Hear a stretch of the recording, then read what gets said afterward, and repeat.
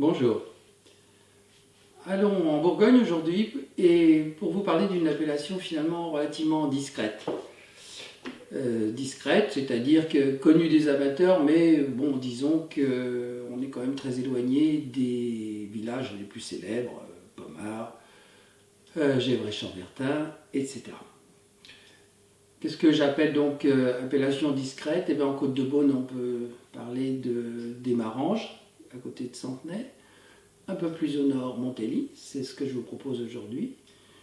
Et puis à l'extrême nord de la Côte-de-Beaune avec l'appellation Ladois. Et en Côte de Nuit, on peut parler de Fixin et de Marsanais. Vu les cours actuellement, on a tout intérêt à se rabattre sur ces appellations qui sont un peu moins en vedette. Aujourd'hui donc je vous parle d'un Montély rouge du domaine Christophe Vaudoiset en vieille vigne et en millésime 2018. Le domaine Vaudoiset, je vous en ai déjà parlé il y a quelque temps à propos de Volnay, car ses plus belles parcelles sont sur l'appellation Volnay avec des premiers crus, Volnay-les-Chênes par exemple, qui est un des premiers crus les plus cotés. Les vins de Montély sont dans l'ensemble relativement légers, ça représente plus d'une centaine d'hectares l'appellation, très majoritairement en rouge, mais les blancs sont intéressants, notamment sur le premier cru, les champs Fulio. D'où vient ce Montély? Du climat, les plantes, qui est un climat tout en longueur du nord au sud, près de la combe de Dantès. C'est un climat qui est assez vaste parce qu'il fait pratiquement 800 mètres sur 100 mètres, ce qui pour un climat bourguignon représente une surface importante. Le domaine lui-même représente environ 10 à 12 hectares sur donc les appellations Volnay, Montély et Pommard. 2018 est un très beau millésime. Et le vin doit être quand même assez proche de son apogée, même si les vieilles vignes donnent des vins plus concentrés et donc qui évoluent plus lentement. Nous allons donc goûter ce Montély.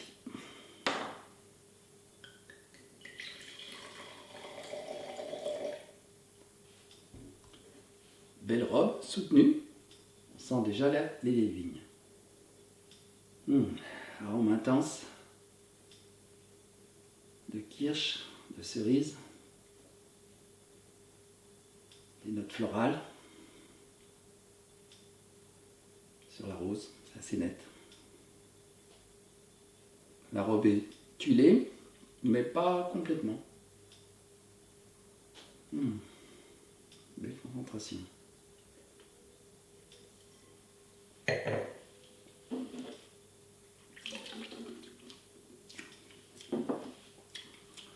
Le vin est bien corsé pour un Montély. C'est évidemment l'effet vieille vigne. L'apogée devrait être dans l'année qui vient. Montély est une appellation que je vous conseille à l'occasion, dans le contexte un petit peu très tendu des cours. Et on a tout intérêt à se rabattre sur des domaines un peu moins connus, mais avec des gens qui travaillent très bien. Je voudrais profiter aussi de cette vidéo pour vous parler d'un sujet qui est un peu lié au Dry January, dont vous avez entendu parler bien sûr. Et vous expliquer en quelques mots comment fonctionne notre foie pour nous débarrasser de l'alcool qui est considéré à juste titre comme un produit toxique. Le foie est un organe qui fait énormément de choses et qui est absolument vital pour nous. Et pour ce qui nous intéresse, donc, il a un rôle antitoxique, si vous voulez, mais ça peut concerner des produits très très différents, alors, la question de l'alcool, mais aussi les médicaments, qui sont considérés comme évidemment des substances étrangères potentiellement agressives.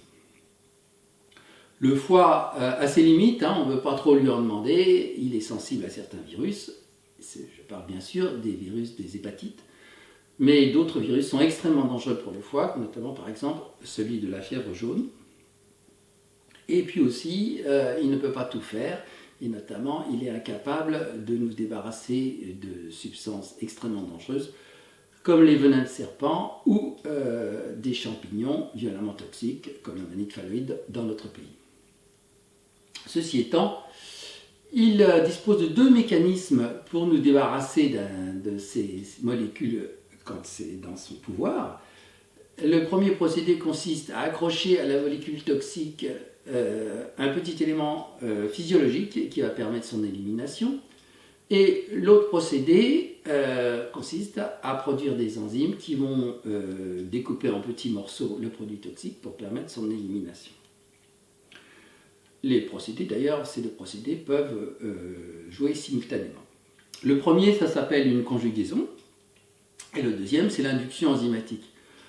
Concernant l'alcool, il s'agit donc du deuxième phénomène, l'induction enzymatique. Ça consiste quoi? C'est-à-dire que le foie peut produire à la demande, si nécessaire, ces enzymes.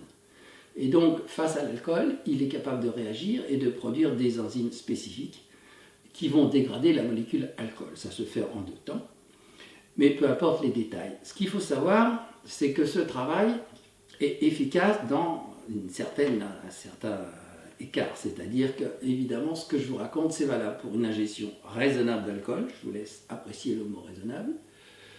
Et pour un organisme qui n'a pas par ailleurs des faiblesses, disons un organisme en bonne santé, parce que si déjà votre foie est malade, vous imaginez bien que le rendement de l'affaire est beaucoup plus bas. Donc, imaginons donc une absorption d'alcool assez classique le long d'un repas. L'alcoolémie monte très rapidement car l'alcool diffuse très vite dans l'organisme, et ensuite le foie prend le relais pour éliminer ça. Mais le foie, lui, il a son rythme, qui est beaucoup plus lent. Il lui faut donc des heures pour éliminer l'alcool, en fonction bien sûr de la quantité initiale. Donc le fait que ce phénomène soit lent est très important à comprendre. Par exemple, vous êtes dans une soirée, vous buvez de l'alcool durant le repas, et le repas se termine tard, donc par exemple, vous avez bu de l'alcool jusqu'à, disons, minuit et demi. Et puis le lendemain, vous devez reprendre votre voiture pour aller travailler relativement tôt, disons par exemple 7h, 7h30. Vous aurez encore à cette heure-là de l'alcool dans le sang. Pas au point d'ailleurs d'avoir des ennuis avec les forces de l'ordre, mais en revanche, cette quantité qui reste pourrait perturber un peu vos réflexes. Il faut quand même le savoir. Et le deuxième élément qui est très important à comprendre, c'est que le foie, son rôle n'est pas de nous débarrasser de l'alcool. Son foie, c'est de faire son travail physiologique tous les jours. Autrement dit, si vous lui demandez de s'occuper de l'alcool, il veut bien, mais il va, si vous forcez trop le système, il va abandonner son travail pour lequel il est prévu. Et là, on peut dire que nos ennuis commencent. Voilà en gros ce que je voulais vous expliquer ce qui finalement illustre le terme de modération.